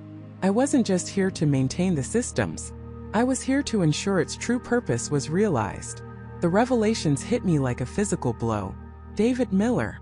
The name felt significant, but I couldn't place it. And the true purpose? Every interaction, every shared meal, every worried conversation about dwindling supplies, every lie about his past. It all coalesced into a horrifying tapestry of deception. What is its true purpose, David? I asked, forcing the words out, my voice trembling despite my efforts to control it. And what did you just activate? The purification cycle, he stated, as casually as if he were discussing the weather. The bunker, Michael, was designed for more than just physical survival. It was designed for evolution. To house the genetic material, the knowledge, the essence of humanity, yes. But to shed its flaws, its corruption. The old world built this place, but it was my vision that shaped its ultimate destiny. Purification cycle? I repeated, my eyes darting around the metallic room, searching for any sign of what that could mean. The faint hiss from the vents seemed a little stronger now. The air, though still breathable, felt subtly different, thinner perhaps, or charged. Yes. You see, the initial phase was survival, protecting the core elements. But the next phase, the one I just initiated, is sterilization. A complete cleansing of the environment, eliminating any lingering contamination, any biological impurities that might have hitched a ride, any unwanted variables. His gaze lingered on me, and for the first time, I felt a truly primal fear grip my heart. Like you, Michael. My breath hitched. You mean you're going to kill me? Oh, it's not personal, Michael, he said, and the statement was more terrifying than any threat. You were simply an unforeseen variable, a survivor who stumbled into my sanctuary. I allowed you to remain, to observe, to gather data. Your resilience, your resourcefulness, your very human struggle against adversity. It was all quite fascinating. But now, the experiment must proceed to its next stage. What kind of experiment is this? I demanded, pushing off the wall, my muscles tensing. You can't just kill people for an experiment. And who is going to stop me, Michael? He spread his hands, indicating the vast, sealed confines of the bunker. The world outside is dead. The authorities are dust. I am the only authority left. And this facility, this incredible vessel of rebirth, needs to be pristine for its true inhabitants. True inhabitants? What are you talking about? He took another step, closing the distance. The future, Michael. The carefully preserved genetic samples. The digitized consciousnesses. The true seeds of a new humanity, unburdened by the flaws of the past. They need a perfect environment to awaken. And you, your biology, your very presence are an imperfection. The hiss from the vents was now distinctly audible, accompanied by a faint metallic smell that made my nose itch. My eyes darted to a red emergency light that had begun to pulse slowly above a nearby console. On the console's small digital screen, a new display had appeared. A countdown. 03:59:58. 03:59:57. My stomach dropped. That's a countdown. David glanced at it with a detached air. Indeed. For hours. That's how long the initial phase of the purification cycle will take. The atmospheric scrubbers will begin to filter out all organic compounds, all biological contaminants. The air will become inhospitable. Don't worry, it's a relatively painless process. You'll simply cease to function. You sick bastard. Rage, hot and blinding, surged through me, momentarily eclipsing the fear. I lunged at him, a desperate, animalistic cry tearing from my throat. My intention was to tackle him, to grab that device, to do anything to stop him. But David was ready. He moved with surprising agility, sidestepping my clumsy charge. As I stumbled past him, he brought his arm up, and I felt a sharp, excruciating pain explode in the back of my head. The world tilted, 1,000 stars erupted behind my eyes, and my knees buckled. I fell to the cold floor, my head ringing, vision blurring. I tasted blood. David stood over me, no longer smiling, but his expression was one of cold, clinical disappointment. Crude, he murmured, shaking his head slightly. So predictable. I had hoped for a more nuanced response. But perhaps it's for the best. Less resistance. My vision slowly began to clear, though the throbbing in my skull was immense. I could see the metallic glint of the object in David's hand. It wasn't a weapon, not exactly. It was a heavy cylindrical flashlight, its base reinforced with a thick band of steel. He must have kept it hidden, perhaps in his belt or a deep pocket, waiting for my inevitable reaction. You won't get away with this, I gasped, trying to push myself up. My muscles screamed in protest. Oh, but I already have, he countered, his voice calm, almost soothing, which only made his words more chilling. This bunker is my masterpiece, my legacy. And you, Michael, were merely a temporary resident, a fleeting shadow in its grand design. The external airlocks are now sealed permanently. The internal environmental controls are fully under the purification protocol. There is no escape. Not for you. He slowly knelt, bringing his face close to mine. His eyes, once a comforting shade of blue, now seemed as cold and hard as polished stone. I confess, I almost liked you, Michael. Your stories, your resilience. But sentimentality is a weakness I cannot afford. Not when the future of humanity rests on my shoulders. The hiss from the vents grew louder still, and I could feel a subtle pressure change in the air, a dryness that made my throat scratch. The red emergency light continued its slow, ominous pulse, counting down the minutes to my demise. 03:58:12. 03:58:11. I tried to push myself up again, to claw at him, to scream, but my body felt heavy, uncooperative. The blow to my head had stunned me more than I realized. David stood up, surveying me with a detached air, like a scientist observing a specimen. I have my own systems, of course. My own filtration, my own sanctuary within the sanctuary. I will observe the process, ensure everything proceeds as planned. And then, when the time is right, I will begin the next phase. The awakening. He turned and began to walk away, his footsteps echoing in the suddenly vast and menacing space. Goodbye, Michael. May your passing contribute to a purer tomorrow. Wait, I rasped, finding a surge of desperate energy. What about the others? If anyone else survived, what about them? Are you just going to let them die too? He paused at the far end of the corridor, near the main control panel, where the countdown timer glowed malevolently.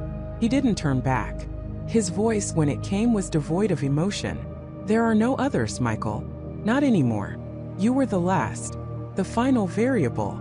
Then with a click, a heavy blast door slid silently into place, sealing him off from my section of the bunker. The sound of his footsteps vanished.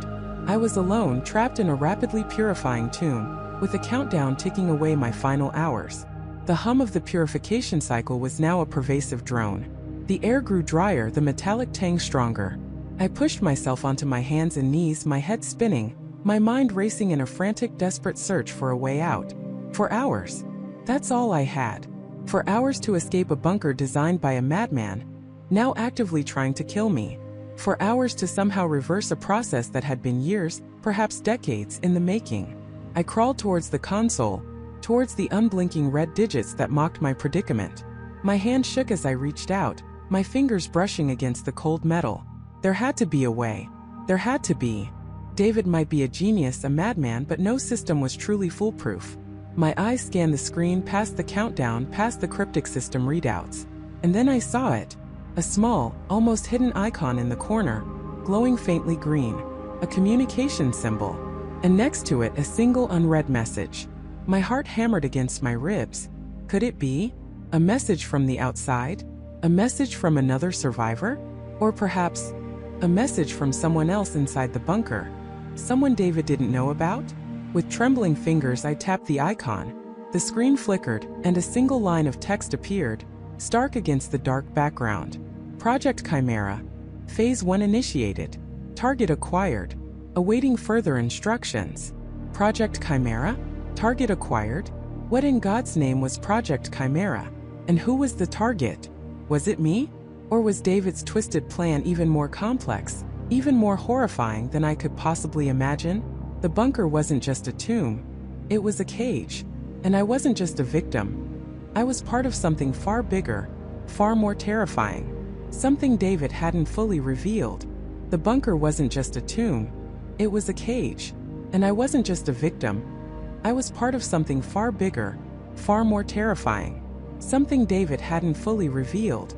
The air in the bunker suddenly felt colder, thinner. Each breath a struggle against the crushing weight of a truth I was only just beginning to grasp. David's plan wasn't just about me, or even about his twisted sense of justice. It was a fragment of a much larger, darker mosaic. The bunker wasn't a final resting place. It was a stage. And I, a reluctant, terrified actress in a play whose script I hadn't even seen. My mind raced, replaying every interaction, every cryptic remark David had ever made.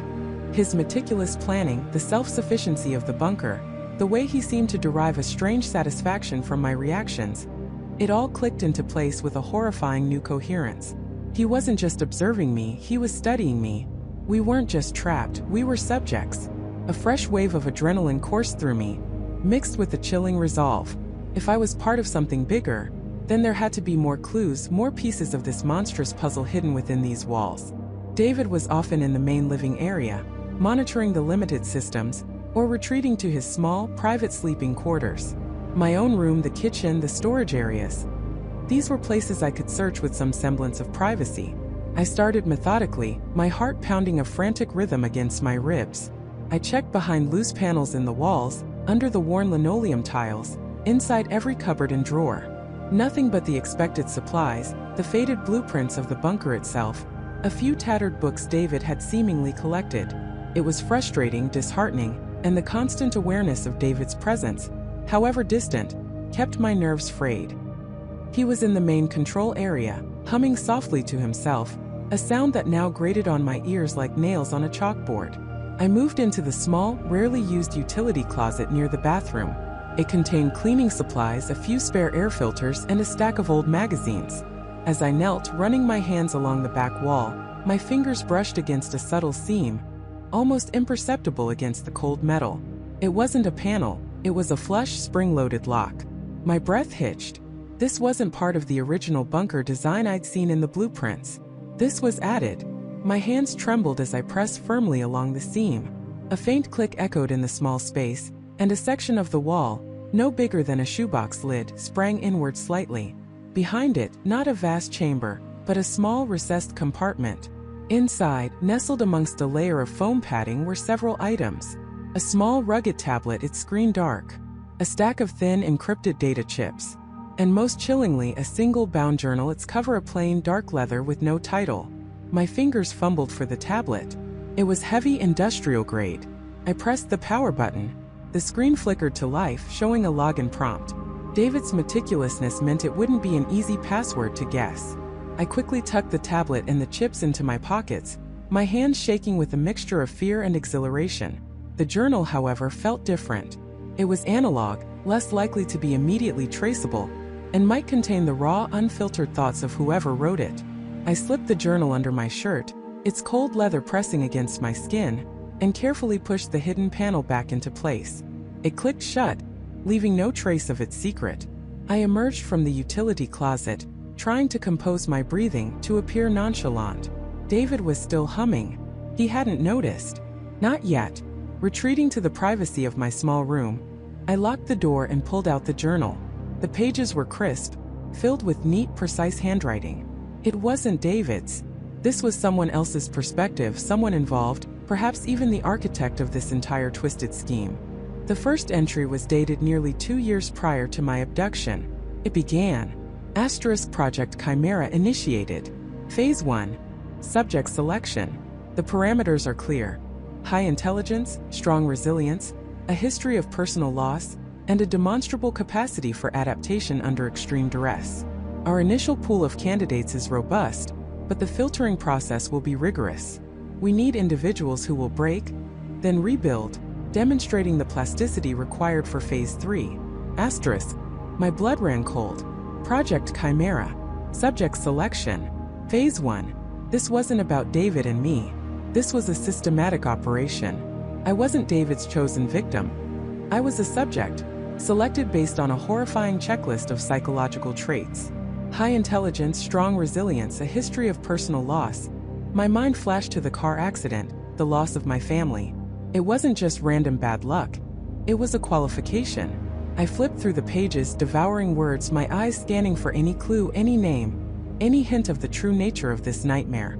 The entries continued, detailing the refinement of the selection process, the construction of the containment units, the bunkers, and the recruitment of caretakers. Caretaker David Miller has proven exceptionally adept at establishing rapport while maintaining professional distance. His personal history of perceived betrayal aligns perfectly with the psychological profile required to create a convincing narrative for Subject Delta. His capacity for deception is remarkable, a true asset. David Miller. My David. He wasn't just a liar. He was a professional liar, recruited for his ability to craft a convincing narrative of betrayal. He was playing a role meticulously designed by someone else, and I was Subject Delta. The journal entries became more chillingly specific. Phase 2. Isolation and observation. Subject Delta's initial responses are within predicted parameters. The manufactured narrative of betrayal has been fully accepted. Her attempts to understand David's motives, to rationalize his actions, are crucial data points. The deprivation protocols are showing expected results in enhancing suggestibility and eroding external coping mechanisms. We observe the emergence of a heightened internal focus, a redirection of mental energy towards survival and pattern recognition within the confined environment. Deprivation protocols that explain the limited food, the controlled temperature, the oppressive silence broken only by David's presence. It was all designed to break me down, to make me vulnerable, to strip away everything I knew, leaving me raw and exposed for whatever was to come. I continued reading, my eyes blurring with tears of rage and terror. The journal detailed the psychological impact of extended isolation, the careful calibration of hope and despair. It spoke of monitoring my sleep patterns, my emotional fluctuations, even my subconscious reactions to certain stimuli. Every moment, every thought, every agonizing breath I'd taken in this bunker had been recorded, analyzed, dissected. We are approaching the critical juncture for Subject Delta. Her resilience, while impressive, has been sufficiently challenged. The emotional malleability is now at its peak. David's role in the primary narrative is nearing completion. We must prepare for Phase 3 integration. Phase 3 integration. The word screamed off the page, echoing in my mind. What did integration mean? Integration into what? My heart hammered against my ribs, a frantic drumbeat of dread. Just as I was about to turn to the next page, a soft knock echoed on my door. My blood ran cold. David. I froze, the journal clutched tightly in my hands. Had he heard me? Had he seen me retrieve it? No, he couldn't have. He was too far away, too engrossed in his own tasks. But the timing was too perfect, too terrifyingly coincidental. Sarah.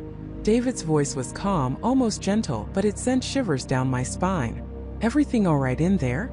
Haven't heard from you in a while. I quickly shoved the journal under my mattress, smoothing the sheets over it. My mind raced, trying to compose myself, to mask the earthquake of fear and anger raging inside me. Yes, David. Just resting, I called back, trying to keep my voice steady. It sounded thin, reedy, even to my own ears. There was a pause. A long, agonizing pause. I imagined him standing outside, listening, scrutinizing. Had he noticed something? The subtle shift in my demeanor? The tremor in my voice? All right, he finally said, his voice closer now, as if he'd pressed his ear to the door. Dinner will be ready soon. Thought you might want to know. Then I heard his footsteps retreating. I let out a shaky breath I hadn't realized I was holding. He was gone. For now. I pulled the journal back out, my hands still trembling. I had to know what Phase 3 was. I had to understand what integration meant. The next few entries were more technical, discussing neurolinguistic programming, behavioral modification, and the planting of trigger mechanisms for future use. My blood ran colder with each word. They weren't just observing me, they were preparing to reprogram me. And then I found it. An entry describing the ultimate purpose, the horrifying endgame of Project Chimera. Asterisk, the objective of Project Chimera is not merely to study resilience, but to cultivate a new breed of operative. Individuals stripped of their prior identities, reprogrammed with a specific skill set, and deeply loyal to the organization. Subject Delta, with her unique blend of analytical prowess and emotional depth, is a prime candidate for a high-level infiltration role. Her manufactured narrative will serve as a powerful anchor for her new identity, a foundation built on manufactured trauma and redirected purpose. The final stage involves the introduction of the Catalyst, an external event designed to solidify the new programming and initiate deployment. Asterisk. My breath hitched, a gasp trapped in my throat. An operative. They weren't just keeping me here. They were creating something new out of me, stripping away my past, my memories, my very self, and replacing it with a new identity, a new purpose. A high-level infiltration role. I was being groomed to be a spy, an assassin, a tool for some shadowy organization whose name was never mentioned. And the Catalyst? An external event. Was that why David was always monitoring the outside world? Was he waiting for some global catastrophe, some political upheaval, to unleash his newly programmed operatives? I flipped to the very last page, the ink still fresh. It was dated just yesterday. Asterisk, Subject Delta's programming is nearing completion. The emotional recalibration is progressing as anticipated. David will initiate the final sequence within the next 24 to 48 hours. The Catalyst is imminent. Project Chimera is on schedule for full deployment. Asterisk, 24 to 48 hours. My time was running out. Not just my time in the bunker, but my time as myself. They were going to erase me, replace me, turn me into a weapon. The realization hit me with the force of a physical blow. This wasn't just survival anymore. This was a fight for my very soul. David was a liar, yes, but he was also a pawn in a game far larger than he seemed. A game whose true players remained hidden in the shadows. He was the shepherd, leading me to the slaughter, but the butchers were unseen. The bunker wasn't just a cage. It was a chrysalis, designed to transform me into something alien, something terrifying. And I had less than 2 days to stop it. The true horror wasn't being trapped, it was being changed. My identity, my memories, my entire existence, all on the chopping block. And David, my captor, my tormentor, was about to become the instrument of my ultimate undoing. But now I knew. Now I had a chance. A desperate, terrifying, but undeniable chance to fight back. Now I had a chance. A desperate, terrifying, but undeniable chance to fight back. The words, his own words, echoed. The memory wipe, it's almost ready. My heart hammered. He was moments away. I had to act. My eyes darted around the control room. David, hunched over the console, oblivious, hummed a tuneless melody that now grated on my nerves. This wasn't just about escape. It was about saving myself from becoming a blank slate, a puppet in his twisted play. I took a shaky breath, letting it out slowly, trying to calm the tremor in my hands. The chair creaked as I shifted. David froze. His humming stopped. Slowly, deliberately, he turned. His eyes, usually filled with a performative kindness, now held a cold flicker. "Jessica," he said, his voice smooth, but with an edge I hadn't noticed before. "You're awake. How are you feeling?" "I know, David," I said, my voice surprisingly steady despite my hammering heart.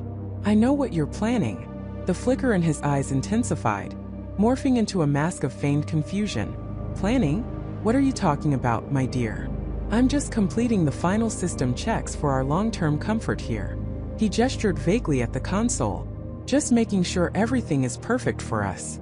"Don't lie to me," I countered, pushing myself up from the chair, my legs wobbly but determined. I heard you talking about the memory wipe, about resetting me, about making me forget everything. Forget Michael.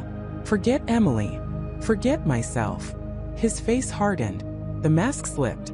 For a moment I saw the true David, a man consumed by a terrifying delusion. "You weren't supposed to hear that," he said, his voice dropping, losing its saccharine quality. "That was for my own processing. A contingency. A last resort." "A last resort to what?"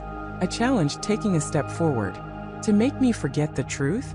To make me forget that you're a monster, David? That you lured me here, trapped me, lied to me, and now you want to steal my memories?" He stood up slowly, deliberately, his gaze never leaving mine. "No, Jessica. To make you forget the pain. To make you forget the world out there, the one that broke you, the one that broke us. This bunker, this is salvation. And sometimes salvation requires a cleansing." His hand hovered over a specific panel on the console. It was the one connected to the glowing orb. My heart leaped into my throat. This was it. The final act. I had to stop him. "You think this is salvation?" I scoffed, trying to sound braver than I felt. "You think erasing someone's identity is salvation? You're not saving me, David. You're destroying me. Just like you destroyed Emily." The name hit him like a physical blow. His eyes widened, a flicker of genuine shock, then rage distorting his features. "Don't you dare speak her name," he snarled, taking a step towards me. "You know nothing about Emily.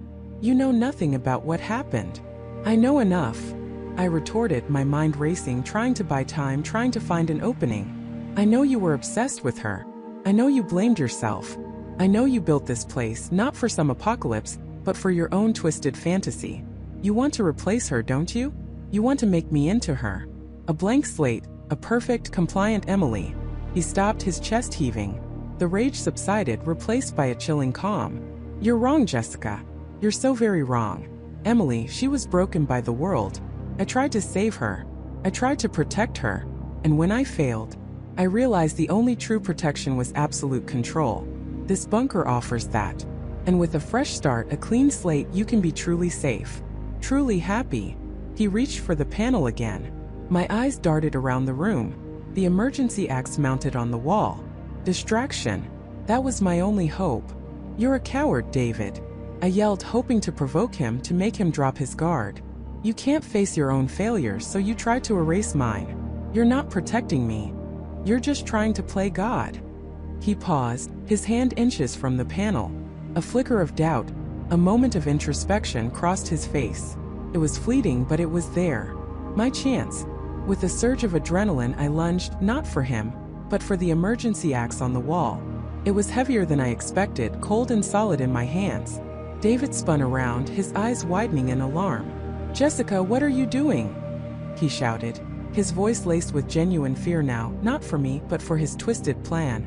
I brandished the axe, the sharp blade glinting under the bunker's harsh lights. "I'm stopping you, David. I'm taking back my life." He reacted quickly, surprisingly agile for his build. He ducked under my clumsy swing, grabbing my arm, twisting it. The axe clattered to the floor, sliding away. He was stronger than I anticipated, fueled by his delusion. We wrestled, a desperate, clumsy dance of survival. He tried to pin me, to subdue me. I fought back, kicking, scratching, biting. He grunted in pain as I landed a kick to his shin, momentarily loosening his grip. I twisted free, scrambling towards the console, towards the glowing orb that represented my impending oblivion. "No!" he roared, lunging after me. I reached the console first, my fingers flying over the buttons, desperate to find anything, any switch, any override. He grabbed me from behind, pulling me away. I screamed a raw primal sound and slammed my elbow back, catching him in the face. He staggered, releasing me with a curse. My eyes landed on a small, recessed button, labeled Emergency Shutdown Primary Systems. It was red, stark against the gray panel. A gamble. A desperate, terrifying gamble that could plunge us into darkness, but might also stop the memory wipe. Without a moment's hesitation, I slammed my palm onto it. The bunker groaned. Lights flickered, then dimmed. The hum of machinery sputtered, then died. The ominous glow of the memory wipe orb faded, its light receding into the darkness. A klaxon blared, a piercing, insistent wail that echoed through the suddenly silent bunker. David stared at the console, his face a mask of horror and disbelief. "What have you done?" he whispered, his voice hoarse. "You've destroyed everything." "I've saved myself," I gasped, my chest heaving, adrenaline still coursing through my veins. The klaxon continued its mournful cry. Emergency lights, dim and red, flickered on, casting long dancing shadows. The air grew colder. David lunged again, not at me this time, but at the console, frantically pressing buttons, trying to restore power, to undo what I had done. But it was too late. The system was dead. The memory wipe was stopped. He turned to me, his eyes blazing with a cold, terrifying fury I had never seen before. "You should have just let me help you, Jessica. You should have just let me make you safe." He started walking towards me, slowly, deliberately, a predator closing in on its prey. Now there's no going back. Now you'll truly understand what it means to be alone, what it means to be lost. My heart pounded. The memory wipe might be off, but I was still trapped with a deranged man in a dying bunker. I had won the battle, but the war wasn't over. I looked around, my eyes adjusting to the dim red light. The emergency axe was still on the floor, glinting faintly. My gaze also fell on the small, sealed door I had noticed earlier, the one David had always kept locked, the one he called the utility access. "What's behind that door, David?" I asked, trying to keep him talking, to distract him. He stopped, a flicker of surprise in his eyes. "That's irrelevant now. There's nothing out there for you." "And what about the outside world?" I pressed. "If the systems are down, how do you know what's happening up there? How do you know if your apocalypse even happened?" He hesitated, a crack in his delusion. "The sensors, they're integrated. They'll come back online once I restore power." "And if you can't?" I challenged. "If this bunker is truly dead, what then, David? Are you still the savior? Or are you just a man who built a very expensive tomb?" His face contorted. The anger returned, mingled with a desperate fear. "You don't understand. This is for our protection. The world is dangerous. People are dangerous. You're the most dangerous person I've met, David," I said, my voice firm. "You're the one who traps people, lies to them, tries to erase them. You're the real threat." He let out a guttural cry, a sound of pure frustration and despair, and lunged. This time I was ready. I ducked, grabbing the axe as I went. As he stumbled past, off balance, I swung. Not to hurt him, not to kill, but to create an escape. The heavy blade connected with the console, sparks flying, wires snapping. The few remaining emergency lights sputtered and died, plunging the bunker into near-total darkness. Only the faint red glow of a few residual indicator lights on the now-shattered console remained, casting eerie streaks across David's shocked face. He cried out, not from pain, but from the destruction of his precious control center. I didn't wait. In the sudden darkness, I fumbled for the utility access door. It was heavy, sealed with a complex locking mechanism, but the emergency shutdown, it often overrides such systems, preparing for manual intervention. My hope was that it had unlocked it, or at least weakened its security. My hands flew over the cold metal, searching for a latch, a handle. David, recovering from his shock, was scrambling towards me, a growl in his throat. "You can't escape, Jessica," he snarled. "There's nowhere to go." My fingers found a recessed handle, stiff but movable. I pulled, straining with all my might. With a groan of tortured metal, the heavy door swung inward, revealing not another tunnel but a narrow vertical shaft. A ladder leading upwards into absolute blackness. Air. I could feel a faint draft, fresh and cool. carrying the scent of damp earth and something else, something alive. "You're wrong, David," I yelled back, my voice echoing in the shaft. "There's always somewhere to go." I scrambled onto the ladder, pulling myself up, my muscles screaming in protest. Below me, I heard David crashing against the open door, his shouts turning into desperate pleas, then threats. "Come back, Jessica. You don't know what you're doing. It's not safe out there." I climbed hand over hand, my eyes fixed on the distant, faint luminescence far above. It was a pinprick of light, but it was light. It was hope. The shaft was long, agonizingly so, and my arms burned, my legs ached. Every upward movement was a triumph, every breath a prayer. I kept climbing, ignoring the increasing pain, ignoring the frantic shouts that faded into muffled echoes below. The air grew fresher, cooler. The light above grew stronger, a pale, ethereal circle. Finally, after what felt like an eternity, my hand broke through soil. Soft, yielding earth. I clawed my way out, gasping, pulling myself into the open air. Above me, not the ravaged wasteland David had promised, but a canopy of stars. A cool night sky, clear and vast. The scent of pine needles, damp soil, and dew-kissed leaves filled my lungs. I was in a forest, a dense, silent forest bathed in moonlight. I lay there for a moment, chest heaving, tears streaming down my face. Tears of exhaustion, of terror, but overwhelmingly tears of profound relief. I was out. I was free. David's lies, his bunker, his twisted reality, they were behind me. I pushed myself up, my body screaming in protest, every muscle protesting the ordeal. The bunker's entrance was a cleverly concealed hatch, nestled under a thicket of overgrown bushes and fallen leaves, almost invisible in the dim light. David had truly put immense effort into hiding his tomb. I looked back down the shaft into the blackness. No sound, no sign of David. He was still down there, trapped in his own creation, with his broken console and his shattered delusions. I turned my back on the hidden entrance, on the nightmare I had just escaped. I didn't know where I was or how far I was from civilization, but I was under the open sky, breathing fresh air, and my memories, every single one of them, were still mine. Michael, Emily, the world I knew. It was all still there, waiting for me to reclaim it. I started walking, stumbling through the undergrowth, guided by the moonlight filtering through the trees, not knowing where I was going, but knowing with absolute certainty that I was finally going home. The liar was trapped and I was free. And as I walked, the silence of the forest was no longer terrifying, but a comforting embrace, promising a future I was finally ready to face, with all my memories intact, and a strength I never knew I possessed.